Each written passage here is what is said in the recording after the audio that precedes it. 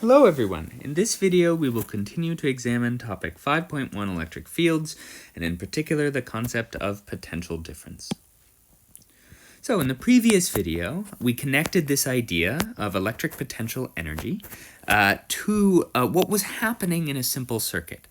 So as energy is delivered to charges in the form of sort of electric current, so the current carries that energy. That energy is then converted to light and heat in the lamp, okay? And then the charges return to the source, to the battery.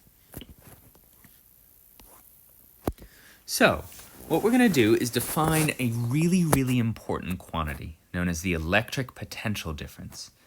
And what the electric potential difference describes is the electric potential energy per unit charge that's delivered. So it's not a total amount of energy. It's not.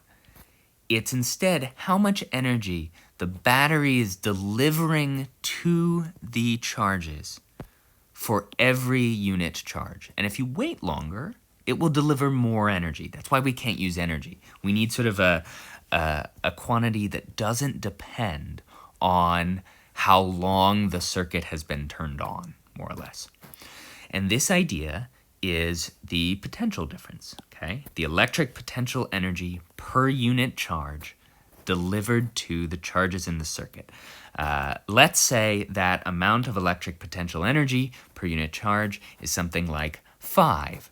Then it would be 5 joules per coulomb of charge is delivered to the charges in the circuit. Okay? And this is different from current, and we'll see how they relate as we move forward. So it's the amount of energy per unit charge delivered to the charges in the circuit. Now, the symbol for potential difference is always tricky for a number of reasons, and we'll come back to this. The IB will occasionally use the 2 letters PD, simply standing for potential difference. I will usually prefer delta V for reasons that will be clear in a moment. But the IB will also use V rather than delta V, which always annoys me. Potential difference, this should jump out at you. This is a difference in something called the electric potential. Notice, it's not the difference in the electric potential energy. It's not the difference in the electric potential energy, although this use of the word potential is the same as the one here, and we'll see the connection as we move forward. Instead, electric potential difference is the electric potential energy per unit charge delivered to the charges in the circuit. The unit is the volt, which is why it's given the symbol V. So when you hear things like 120 volts or 9 volts or 2.5 volts, what a volt is a joule per coulomb. It's the energy per unit charge delivered to the charges in the circuit. That's what the unit volt means. It's a scalar, just like energy. It's not a vector, it doesn't have a direction, a certain amount of energy for every unit of charge. Now, there's a second definition here that is often sort of more applicable in some scenarios. But I would encourage you to think of the electric potential difference as this concept right here, is the potential energy per unit charge delivered to the charges in the circuit. This is a more general concept that we'll see particularly at HL when we deal more with forces and fields as it relates to potential.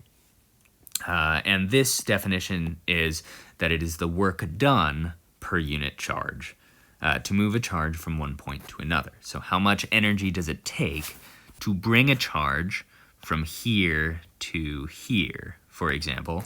That would be the work done per unit charge, all right? And our key idea is that the potential difference equal to delta V is therefore defined to be the work per unit charge or the difference in potential energy per unit charge as measured in coulombs. So if you take, imagine you take sort of a big chunk of charge over here, and you have 2 spots, A and B, and you have to take this charge and you move it over here and apply a force the whole time. Well, how much energy did that take? That would be the potential difference per unit charge times the charge. So how much work was done to go from A to B, that's this quantity right here, and therefore you can get that by taking Q times the difference in the potential from A to B. So to move a charge across a potential difference delta V is Q times delta V.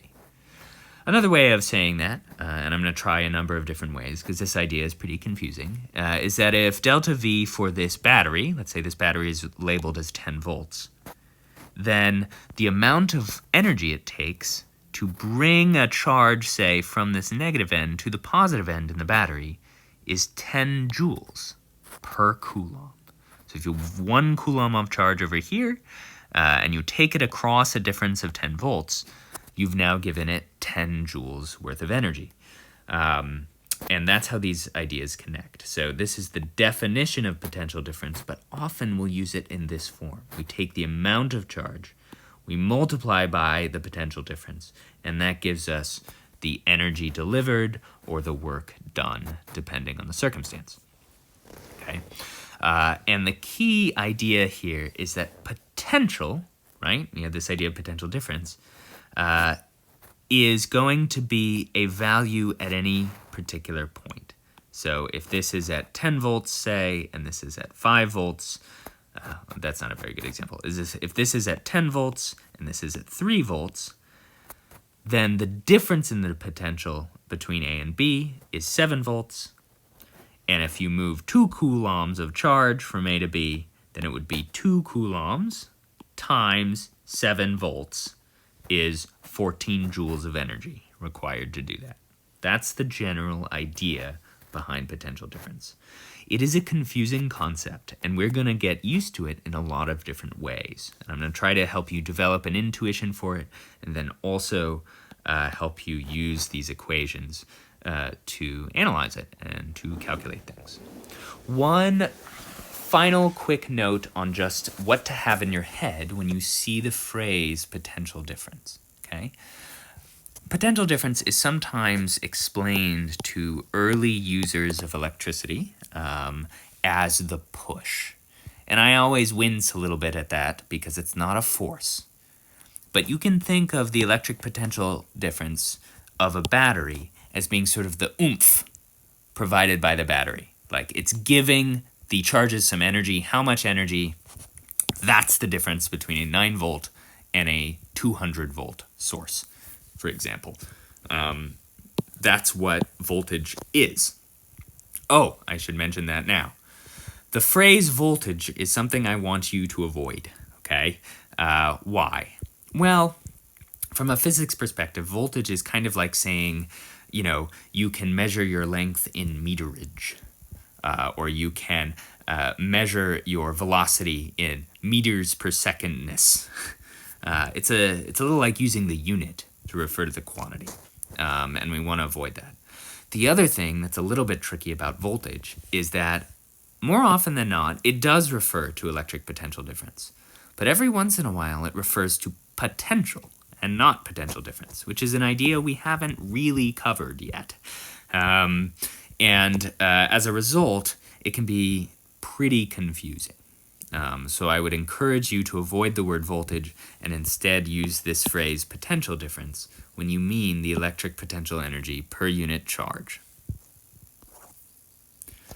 Here are a few examples designed to sort of help you use that equation, and I would encourage you to do those, to work through these examples before you move on in considering potential difference. Potential difference is quite confusing in general, and it helps to have both practice using the equation and then to sort of reconsider the concept of what it means.